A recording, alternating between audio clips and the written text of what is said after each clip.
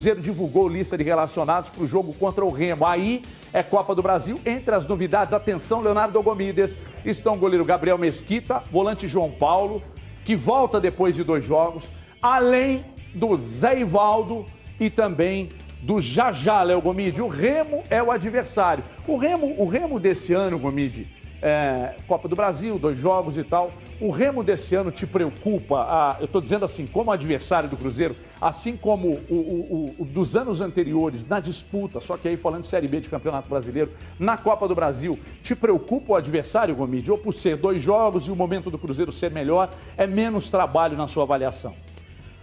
O Remo manteve alguns jogadores, né, da campanha do rebaixamento para a Série C nessa temporada, jogou nesse final de semana, perdeu pro Manaus, né?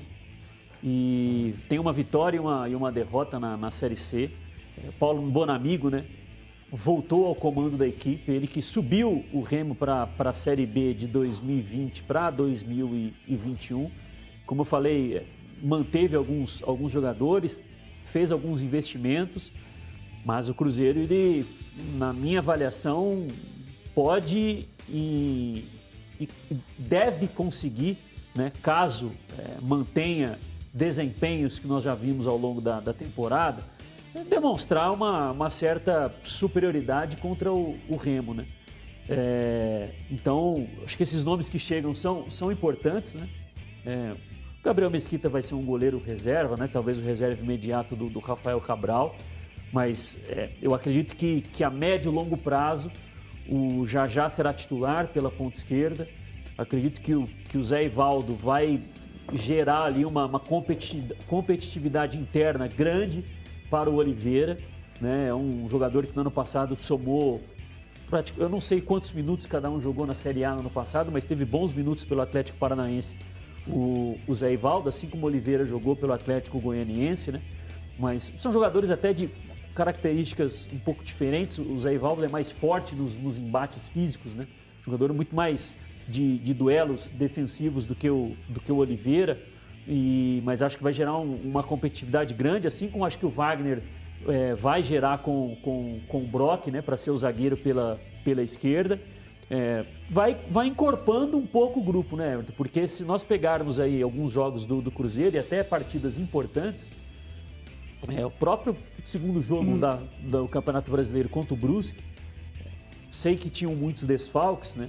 Mas para mexer ali no aspecto ofensivo, o Pessolano ficou um pouco de mãos atadas ali, né? No próprio Campeonato Mineiro, em alguns momentos, ele, não que isso seja ruim, né? Mas ele teve de recorrer a jogadores que são oriundos da base, que ainda não tem muita vivência no profissional e foram titulares. O caso do Daniel Júnior, teve o Joseph, né, que foi titular, entrou no jogo contra o Brusque. Agora ele pode variar, ou joga o Vagninho, ou joga o Jajá, né? Tem a chegada do Rodolfo, que pode jogar ali na vaga do Edu, ou pode jogar pela beirada. Acho que aos poucos vai encorpando um pouco mais o grupo. Tem o Leonardo Paes, que chegou do futebol uruguaio. Acho importante, Everton. Tem uma, não vou dizer que é gritante não, mas tem uma ligeira superioridade do Cruzeiro com relação ao Remo. Ô Grício, hoje nós pela manhã recebemos uma mensagem de um teleouvinte nosso lá da rádio, falando sobre que nós estamos superestimando o Cruzeiro, colocando um Cruzeiro num posto que não é exatamente o que se vê.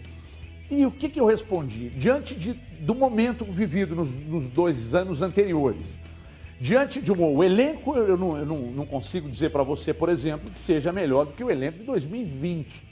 Mas o momento, salários em dia, a estrutura, o ambiente e um treinador que organizou o time. Você acha que há uma certa valorização excessiva nossa? O Cruzeiro não é tudo isso? Você acha que há uma certa pegada de, bom, estão superestimando realmente o Cruzeiro? Ou as avaliações, e falando por nós aqui, as avaliações têm sido dentro do equilíbrio, porque é o que o clube está mostrando. Nem muita badalação, mas também sem querer colocar no mesmo patamar dos anos anteriores.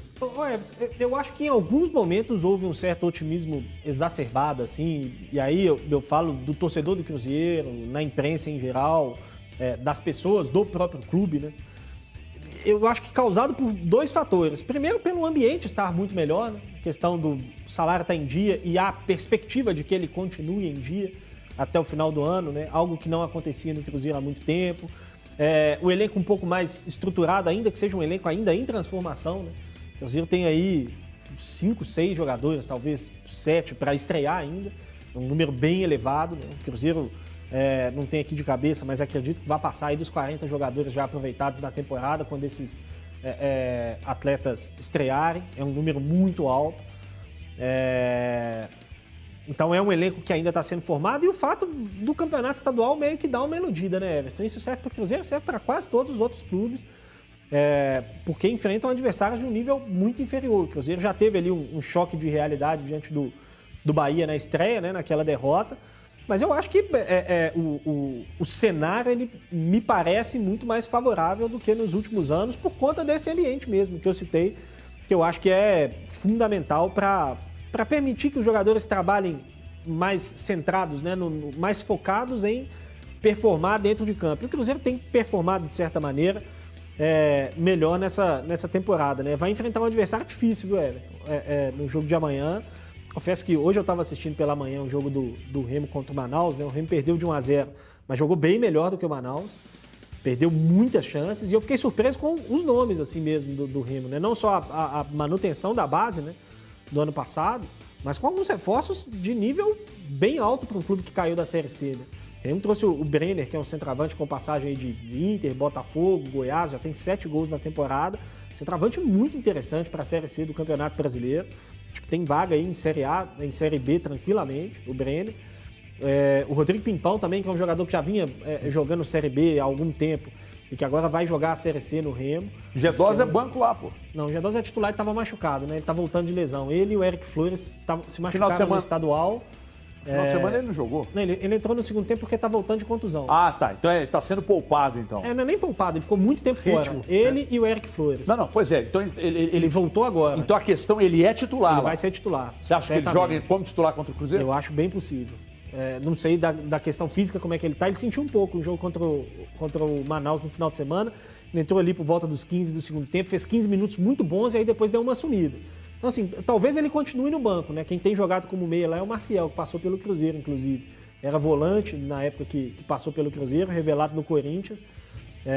Mas tem jogado como meia pela ausência mesmo, né? Do G2 e do Eric Flores, que também é um jogador para disputar essa posição e que também tá machucado. Mas é um time interessante, Everton. O Cruzeiro vai ter um adversário duro. Foi campeão estadual, né? Diante do Paysandu. No jogo que teve ali uns problemas também e tal, umas confusões. Mas, enfim, vai ter um adversário duro aí na Copa do Brasil. Mais duro do que foi o Brusque? Não, acho que não. Mas duro também. Mata-mata tem outro perfil de jogo, né, inclusive, que eu acho que pode dificultar até um pouco mais. Engraçado, eu imaginei Mas eu acho que o Remo é um time de Série B jogando a Série C. Sendo dois jogos, até perguntei isso para você hoje, sendo 2 jogos, te dá um pouco mais de tranquilidade ou mais preocupação com um adversário como é o Remo? Eu acho que você tem a chance de recuperação. Não é nem questão de tranquilidade. Você tem uma chance de errar. No mata, não. Então, se você errar, estiver mal, estiver jogando mal, num dia não tão inspirado, desorganizado, o adversário encaixar, jogando dentro de casa, você não tem como resolver a volta. Tendo um jogo de mata-mata, eu acho, assim como o Gomide, o favoritismo pelo lado do Cruzeiro, mesmo com as ausências. Claro que a ausência do Edu é muito sentida. Acredito que o Rodolfo deve ser centralizado ali, porque o Edu vem fazendo um bom papel, mas tem o retorno do João Paulo. Partida contra o Brusque, a parte criativa do Cruzeiro foi bem prejudicada mesmo. Não tinha Canezinho, não tinha João Paulo, não tinha ninguém para trabalhar ali como meio de criação. E aí acho que a volta do João Paulo melhora bem isso, não só na criatividade como na velocidade também. Mas a gente não pode basear, e os meninos estavam falando aqui de campeonato regional, o RT tomou 8 ontem no Ferroviário. 8. O RT que ganhou do Atlético, mesmo o Atlético não titular, mas que jogou o Campeonato Mineiro aqui e que às vezes a gente fala, vamos pegar isso como um base e tal, mas é um outro momento.